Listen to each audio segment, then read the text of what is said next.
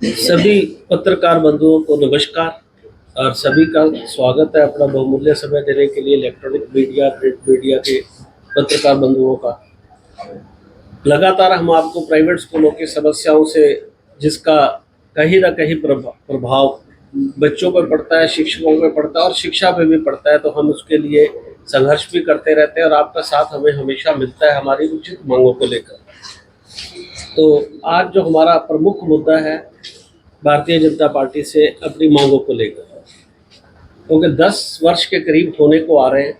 जब भारतीय जनता पार्टी की सरकार का गठन हुआ था तो हमारी बहुत सारे नेताओं से मुलाकात हुई थी, गणेशी लाल जी से, रामविलास शर्मा जी से, अनिल विज जी से, और जो भी उस समय के तत्कालीन नेता थे सभी से बात होकर इलेक्शन मैनिफेस्टो में ये मांग डाली गई थी कि जो प्राइवेट स्कूलों की समस्याएं हैं उनका निदान हमारी पार्टी आकर करेगी, मान्यता के नियमों का सरलीकरण करेगी और जो भी और मुद्दे होंगे अन्य, उन सभी को जो है निपटान उनका किया जाएगा और उनको राहत दी जाएगी। तो आज हम इससे अवगत कराना चाहते हैं कि इतने 10 वर्ष के अंदर हमारी फाइल जो है सबसे मोटी पहली बार हुई है कि आज हमारे पास इतना बड़ा मांग पत्र है, जो आप सारे देख रहे होंगे कि इतना बड़ा मांग पत्र आज हमारे हाथ में है जो हम मुख्यमंत्री जी को भेजने वाले हैं। और कल ये ज्ञापन मुख्यमंत्री जी के पास चला जाएगा कि 20 मांगे हमारी जो है इकट्ठी हो गई है, कि कहाँ कम थी, अब 20 मांगे इकट्ठी हो गई हैं।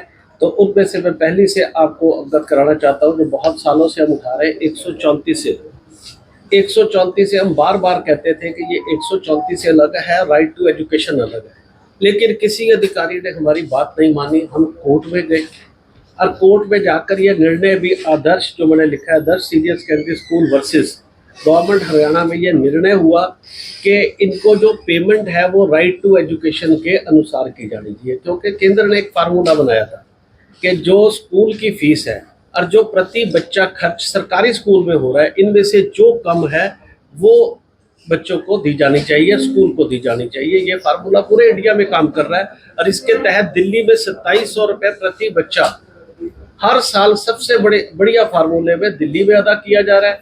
1500 से 1600 रुपये जो है प्रति बच्चा जो है वो खर्चा राजस्थान में अदा किया जा रहा है। तो हमारे साथ जो तय हुआ, तो पंडित रामविलास जी जब शिक्षा मंत्री हुआ करते थे, तो 1 दिसंबर जनवरी में हमारी जब मीटिंग हुई इस मामले को लेकर, हमने 3 दिन की स्ट्राइक की, तो उन्होंने हरियाणा भवन में मीटिंग बुलाकर ये कहा कि इस समय जो है बजट में हम प्रावधान नहीं कर सकते क्योंकि हम वर्ष के अंतिम दौर में हैं।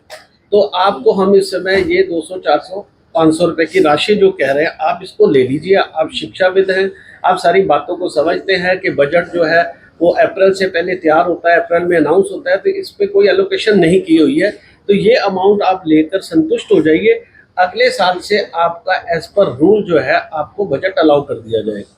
हमने एक शिक्षाविदों के नाते सबने इस बात पर सहमति दी कि हम इस बात से सहमत हैं, लेकिन बड़े खेद से ये कहना पड़ रहा है कि उसके बाद कभी उसको रिव्यू नहीं किया गया। देखो, सरकार दूसरे टर्म भी आ गई, पैसे वही खड़े हैं, ना उसको रिव्यू किया गया। जबकि आप स्कूल की फीस को भी कहें तो 5+ CPI के हिसाब से बढ़ती है फीस, उस पर कोई बढ़ोतरी नहीं, और वो भी पैसा भुगतान नहीं किया गया 10 वर्षों से। जबकि जो कोर्ट में भी हमने केस को जीतकर कंटेंट में है, उसके हिसाब से अगर कैलकुलेशन की जाए, मैंने तो 1000 करोड़ कह रहा हूँ, शायद ये अमाउंट उससे भी बहुत ज़्यादा जाएगी। अगर 2700 से मल्टीप्लाई कर लिया जाए तो ये अमाउंट इतना बड़ा होगा कि जिसका जो ये कहेंगे हमारा तो बजट ही चला जाएगा। तब गलती किसकी है? हमारी गलती तो है नहीं। आपने ही कहा था ना कि आप बच्चों को पढ़ाओ, हम पैसा देंगे। जब माता पिता स्कूल में कहते हैं कि मेरे बच्चे को पढ़ाओ, फीस मैं दूंगा, यहाँ पर माता पिता कौन थे? सरकार थी। सरकार ने कहा पढ़ाओ और उसी ने फार्मूला बनाया। और जब वो संविधान नेता बनते हैं तो कसम खाते हैं कि मैं संविधान कानून की कसम खाता हूँ कि कानून के हिसाब से राज को चलाऊंगा। तो उन्होंने जो है इसकी कोई पालना की, जिससे हम आज तक ग्रस्त हैं। और 134 खत्म भी हो गया, लेकिन आज तक बच्चे पढ़ रहे हैं, आप बताइए। और पैसे 10 वर्षों से नहीं और आगे भी चलता जा रहा है, तो स्कूल इसको कैसे मैनेज करेगा? और 9वीं और 12वीं में एक भी पैसा तय नहीं किया गया, जबकि चिराग योजना आपने सबने सुनी होगी, उस पर 1100 रुपए का अमाउंट फिक्स हुआ। एक तरफ चिराग में 1100 मिल रहे, लेकिन जो 134 में 9वीं 12वीं में मिल रहे, सरकार ने एक भी पैसा फिक्स नहीं किया। हम कहते हैं चलो 8वीं तक RT के फार्मूले से गुप्ता जी दे दिया जाए, और 9वीं 12वीं का चिराग के अनुसार 1100 रुपए। देखो, भुगतान देना तो बनता है कि अगर कोई कहे जी आप भुगतान भी ना मांगिए, तो भाई चैरिटी कैसे कोई कर सकता है? ऐसा तो हो नहीं सकता ना। कि ऐसा हम काम कर ले। तो हमारा ये है, ये हमने मांग पत्र में लिखा है कि 9वीं 12वीं का 1100 के हिसाब से और बाकी आरटी के कानून के हिसाब से, हर चीज कानून से चलती है, कानून के हिसाब से हमारा आप भुगतान कीजिए कि ये बहुत तर्कसंगत हमारी बात है।